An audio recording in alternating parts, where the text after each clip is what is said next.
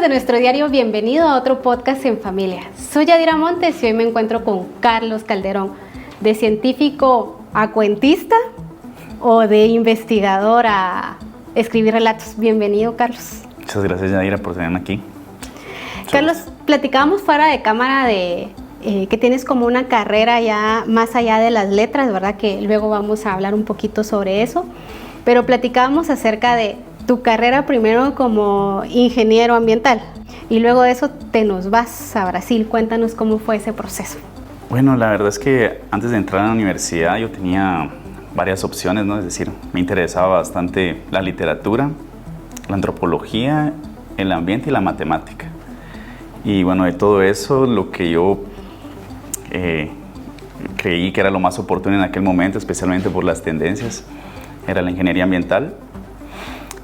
Sin embargo, sabía que no quería desistir tampoco de la literatura.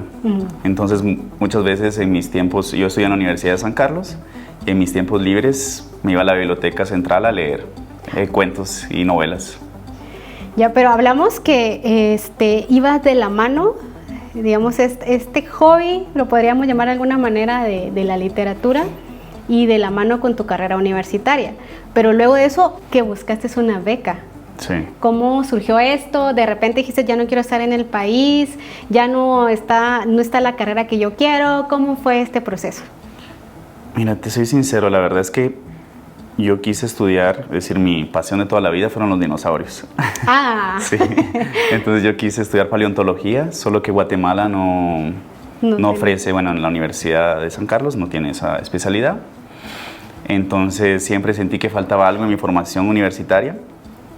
Y por eso opté a la beca de Brasil, que bueno, me puse con un compañero a aplicar a varias becas y la que salió fue Brasil y acabé yendo a estudiar ecología en la Universidad Federal de Bahía. Y fue así como se trazó. Después me gustó mucho ecología, se volvió una cuestión muy teórica porque dejó de ser aplicada a la ingeniería ambiental, los impactos ambientales. Y después me quedé haciendo un doctorado en macroevolución. Entonces transité un poco por las áreas de diferentes campos de la biología.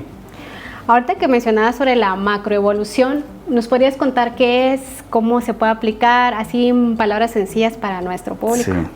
Mira, la macroevolución básicamente lo que estudia son los padrones de especiación, es decir, por qué se generan tantas especies en los trópicos, y los padrones de extinción, es decir, por qué los dinosaurios se extinguieron, por qué muchos, básicamente el 95% de las especies que existieron y que existe el registro fósil de ellas ya se extinguieron. Entonces es bastante interesante porque lo que se aprende en macroevolución también puede ser aplicado a la situación de crisis ambiental que hay hoy en día. Por ejemplo, los padrones de extinción y las tendencias a que perdamos muchas especies actualmente. ¿Y será que vamos a seguir perdiendo especies si no cuidamos el planeta? Claro, claro. Sí, es cierto, o sea, no es un mito. No, sí, no es un mito, es una realidad. ¿Averiguaste por qué se extinguieron los dinosaurios en esta carrera? ¿O todavía no? Sí, no, la verdad es que la evidencia, la mayor evidencia es el impacto del meteorito en la península de Yucatán. Eso causó un disturbio ambiental tremendo que provocó que ese gran grupo de los dinosaurios se extinguieran. Pero hablamos así como dinosaurios, o sea, la extinción y la literatura, cómo manejamos y cómo mezclamos, cómo combinamos esta parte científica con la escritura. Siendo sincero, nunca fue un hobby la literatura, es decir, me dedicaba todas las noches a escribir por lo menos una página de diferentes ideas que yo tenía narrativas, y también soy lector, ¿no? Es decir, yo leo mucha novela, mucho cuento, y llega un momento donde uno empieza a ver cómo funcionan los cuentos en vez de solo leer por placer. Entonces uno comienza a ver las estructuras de los cuentos, especialmente los grandes maestros de cuentos en español como Jorge Luis Borges, Ricardo Piglia, Augusto Monterroso, guatemalteco. Y a partir de ver cómo funcionan eso, yo empecé a escribir. Entonces siempre le dediqué, a pesar de tener mi carrera como científico, siempre le dediqué una gran parte de mi tiempo, especialmente en la noche, a escribir. O sea que aquí no compiten las dos cosas, están al mismo nivel.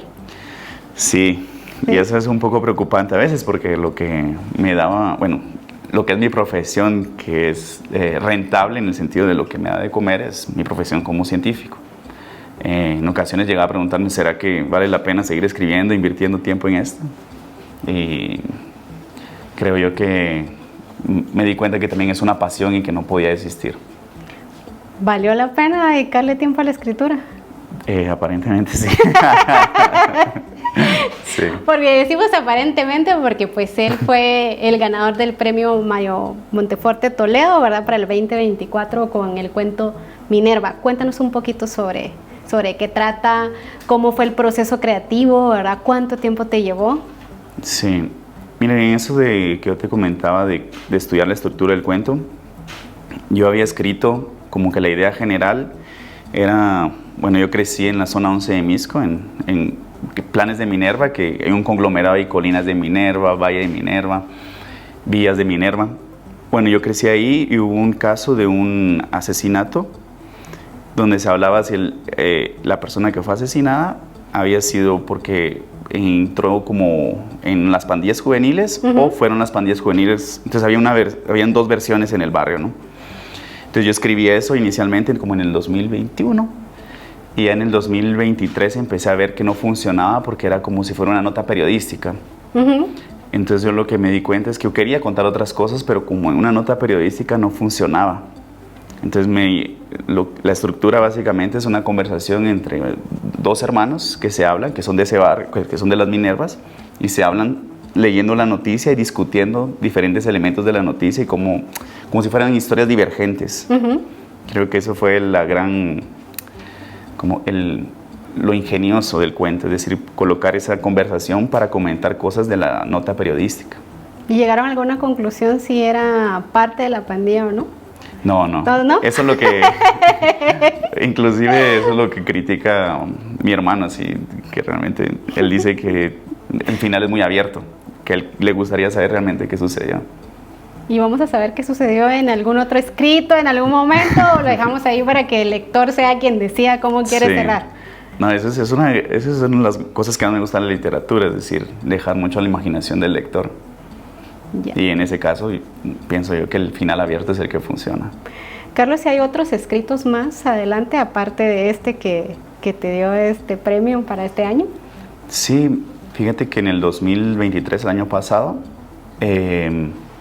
gané el premio Carátula de cuento centroamericano, es para escritores jóvenes, con un cuento que no es este, es decir, es otro cuento, que es sobre mi vida un poco en Brasil. Y tengo otros cuentos inéditos. Entonces, lo que yo estaba comentando con la gente de la Fundación Pais es que una de mis mayores motivaciones es tener el prestigio del premio para poder publicar mi obra. Es decir, creo yo que obviamente es un negocio editorial, ¿verdad? Ajá. Entonces, si no existe ese prestigio, ¿quién me va a leer a no ser mi familia? ¿Pensaste alguna vez a atesorar estos premios tan importantes? Porque no solo estamos hablando de este, sino que el del 2023. O sea, así como voy a escribir y quizás voy a ser premiado, ¿en algún momento lo pensaste o solo lo vistes como voy a escribir para mí porque es algo que a mí me gusta, es algo que me ayuda? Mira, sí hay una pasión por la narrativa, pero no puedo ser hipócrita y decir que yo no quiero ser leído. Es decir, si uno escribe, obviamente hay cosas muy personales, como diarios personales, que la gente no quiere divulgar.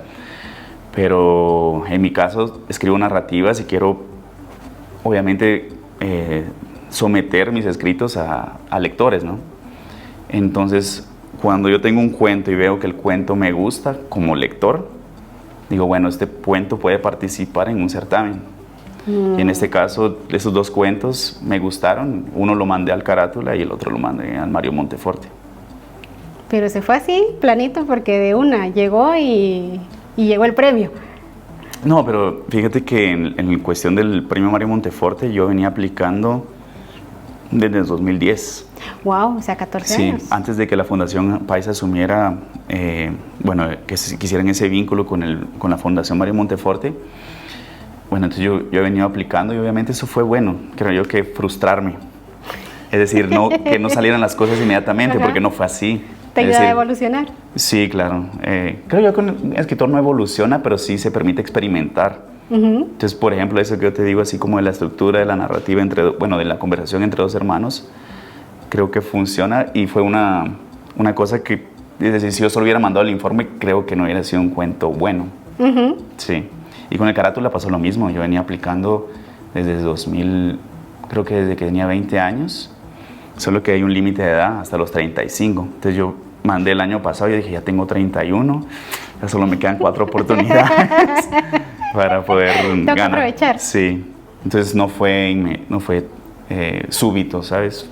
Fue algo en lo que trabajé. Ya, nos contaron por ahí que esto de ser un lector ávido, de ser un escritor, tienes una influencia, o sea, más allá de que te gustara, hubo alguien que así como, por aquí, mijo, sí. ¿Quién es esa persona? No, mi madre. ¿Sí? Sí, mi madre desde pequeño ya me inculcó el hábito de lectura.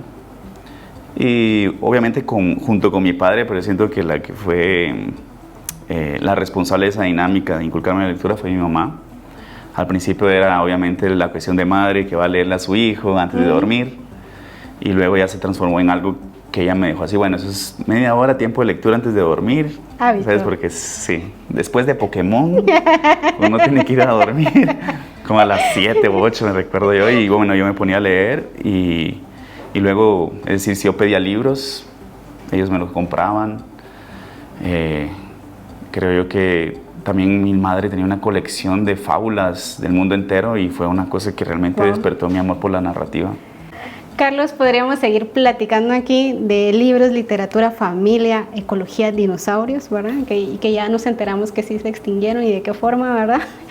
Pero el tiempo se nos fue. Ya para concluir, me gustaría, ¿qué consejo le darías tú a esas nuevas generaciones que empiezan con el hábito, primero, de la escritura, ¿verdad?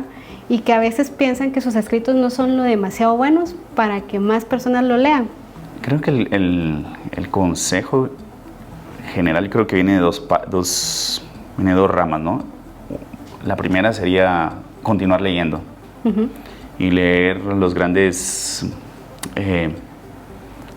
cuentistas, especialmente si escriben cuentos y novelas, obviamente, y percibir cómo las estructuras funcionan, ver el cuento como un artefacto y luego no desistir. Básicamente, si no sale el premio o no es publicado, tiene que continuar escribiendo. Y también como que ir experimentando, creo yo, que permitirse ver otras formas de contar la misma historia, entonces hasta que en algún momento una convenza. Carlos, muchísimas gracias por tu tiempo, por permitirnos conocer como esa parte atrás de Carlos, ¿verdad? Que tal vez no muchos conocen. Soy Yadira Montes y no olviden, en nuestro diario siempre traemos un nuevo podcast. Hasta la próxima.